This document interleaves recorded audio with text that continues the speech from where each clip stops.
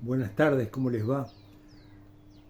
Otro sábado más, lindo día de primavera, lindo para los que van a pasear al Día del Patrimonio, que dicho sea de paso, se celebra el Día del Vino, a dos de los principales bodegueros que llegaron al Uruguay, y Arriaga y Vidiella. Bueno, a los que les gusta el vino, es su celebración. Yo soy uno de ellos. Ayer justamente en clase, que a mí no me gustaba, pero lo pasamos, me trajeron el disco de El Vinacho de Carlitos Roldán, que yo le dije que era un papelón, pero como me lo trajeron y casi que me obligaron a pasarlo, lo pasé. Y bueno, ya fue. Bueno, vamos a la clase de hoy. La clase de hoy tiene que ver con un cantor uruguayo, cantor de tango uruguayo, que dicho sea de paso, que a mí me embroma mucho en la clase porque yo digo que siempre estoy hablando de los argentinos, que para mí el tango parece que fuera solamente argentino. Y bueno, le decía, bueno, no será tanto de momento que es la tercera clase seguida que hablo de autores uruguayos. Vengo de Carlitos Roldán, estuve el sábado pasado con los atenienses y ahora voy a hablar de Gustavo Nochetti. Gustavo Nochetti, un cantor de tango frustrado. ¿Y frustrado por qué? Porque murió muy joven, murió a los 43 años. Lamentablemente, en el año 2002 tuvo un accidente de tránsito ahí en la Rambla del Buceo, cerca del Oceanográfico, y falleció. Que en esto se emparenta mucho con lo que le pasó a Julio Sosa, ¿no? Que también murió en un accidente de tránsito. Pero nada que ver, la comparación solamente va por ese lado, porque en realidad las carreras fueron totalmente diferentes.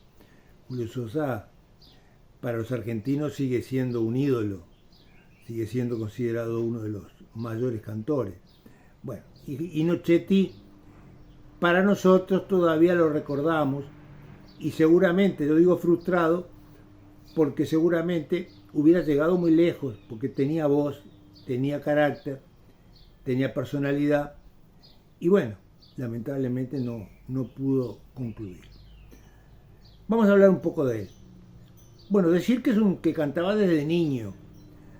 Él nació en el año 1959 y la madre, que fue la que siempre lo tuteló y de alguna manera lo acompañó en todas sus experiencias, contaba que ya a los 5 años se ponía a cantar en la puerta de la casa para los muchachos del barrio, para los vecinos.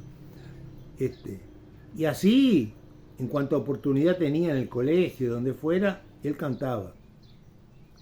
Tanto que en determinado momento, siendo un niño, siendo muy joven, se presenta a un concurso de cantores, que había muchos en aquella época, hoy no tanto, hoy no hay, no tanto no, hoy no hay. Concurso en la radio, y lo ganó. Y eso le dio lugar a participar durante unos cuantos programas de un programa que había en Canal 5 en aquella época que se llamaba Café Concert. Ahí se hizo conocido, ahí lo empezaron a conocer, muy joven todavía, tenía 16, 17 años, muy joven todavía, pero tuvo la suerte de que lo escuchara cantar nada menos que Olguita del Grossi. Y Olguita del Grossi quedó encantado con él, tan así que se transformó en la madrina. Ella lo fue a acompañar en el programa, incluso lo nombró, o sea, lo apadrinó. Y no solamente eso, sino que Olguita del Grossi, por sus conocimientos y por sus contactos en Buenos Aires, lo conectó directamente con el programa Grandes Valores del Tango.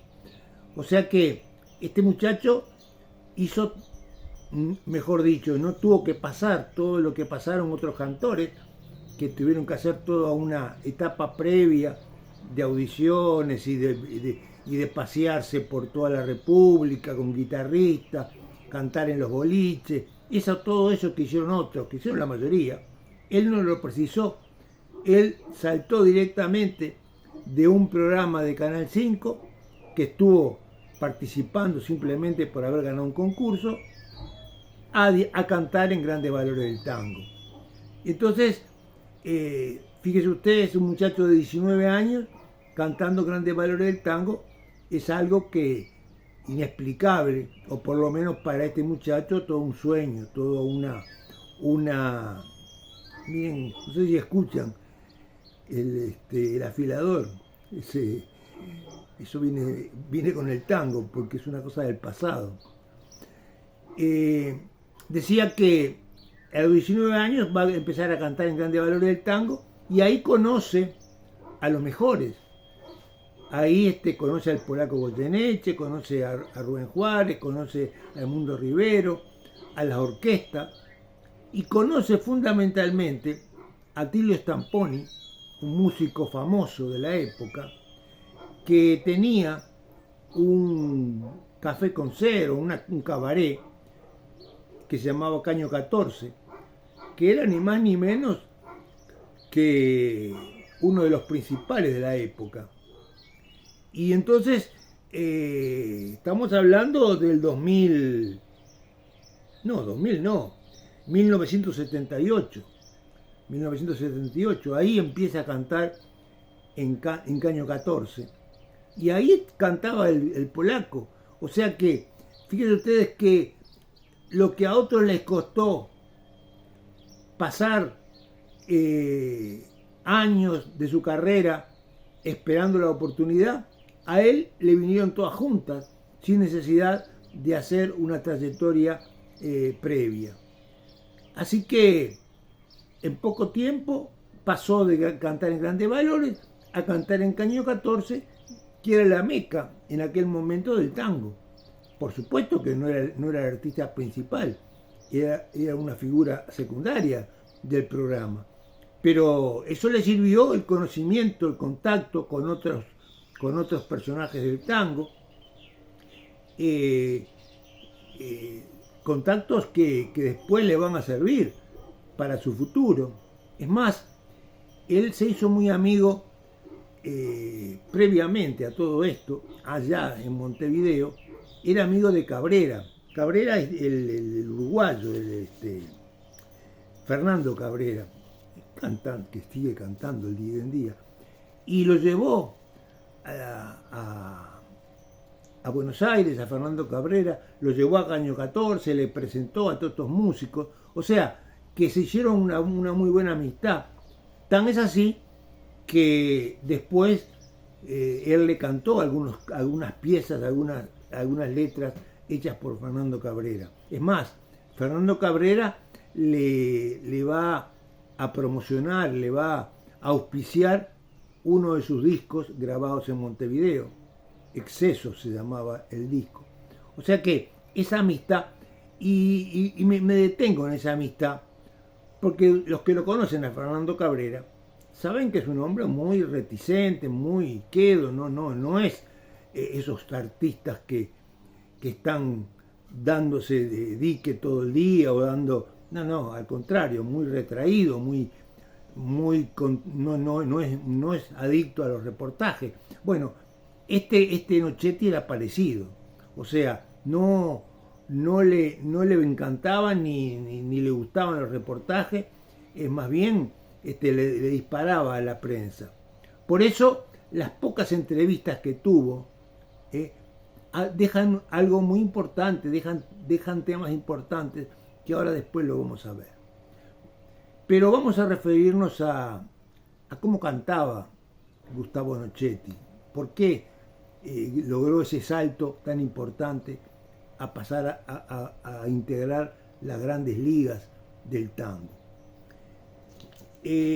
Una nota que le hizo el actual director o el conductor del noticiero del Canal 4, Jaime Clara, que lo conoció y le hizo una nota, se refiere a la forma de cantar de Gustavo Nochetti. Dice lo siguiente: tenía una estupenda voz que fue creciendo, moldeando a puro esfuerzo, ganas y sentimiento. Jamás quise aprender, esto lo dice Nochetti, jamás quise aprender canto por temor a los profesores de canto. He visto cantores que prometían muchísimo, tirarse a lo lírico, y bueno, yo no sé si es que no hay maestros de canto popular, tiene que haber, porque no es lo mismo el canto lírico que el canto popular. El canto popular de repente exige menos en determinados aspectos a la máquina vocal, pero exige más en otros aspectos. Acá lo deja un poco en el aire, pero ¿a qué se refiere Nochetti? Que el que tiene sentimientos, el que tiene determinada forma de decir, de cantar o de hablar, de lo que fuera, no necesariamente precisa un maestro que lo eduque. Si él se sabe educar, si él se sabe preparar, si él se siente en condiciones, sin necesidad de un maestro, lo puede hacer. ¿Cuántos autodidactas hay en la historia, en todas las áreas, no en el canto solamente, en todas las áreas, que no necesitaron de maestros y fueron genios simplemente por la mentalidad y la categoría que tenía? Bueno, a Nochetti le pasó algo parecido, o sea, no necesitó de maestros, él se sabía las condiciones que tenía y con eso le bastó para ganarse un puesto en el tango. Un puesto que le siguió dando saltos, o sea, porque estamos hablando de que pasó de Grandes Valores a Caño 14, de Atilio Stampone. Pero de Caño 14 lo van a contratar para cantar como cantor fijo, ya no una figura secundaria como en el Caño 14, sino como cantor fijo, en la orquesta típica de Buenos Aires, que es algo así como la Filarmónica nuestra. Una orquesta que hasta el día de hoy sigue funcionando y que es auspiciada por el gobierno de la ciudad de Buenos Aires y que es gratuita. O sea, la entrada es gratuita y esa orquesta toca itinerariamente por todo Buenos Aires, por distintas salas y siempre a público completo, porque es una orquesta enorme y con músicos de primera nota. Es más, los directores de la orquesta son de primera nota. Bueno, en la época de Nochetti le tocó cantar con nada menos que Raúl Garelo y García, el maestro Carlos García, que es fue, mejor dicho, pues ya falleció, bueno, fallecieron los dos, fue un director que cantó o que acompañó a la orquesta hasta los 80 y pico de años. Yo personalmente lo llegué a vivir, lo llegué a ver en el gran Teatro Rex, en el patio, ahí en la entrada del teatro, habían formado un auditorio y la gente en las escaleras, por el piso ahí, se juntaba y escuchaba la orquesta. Y era un gusto verlo aparecer en escena al maestro García para dirigir su orquesta, de punta en blanco, de trajecito, una cosa espectacular. Aparte, la orquesta sonaba diferente cuando la dirigía Garelo que cuando la dirigía Carlos García. Cada uno con su estilo, cada uno con su método. Bueno, ahora seguimos.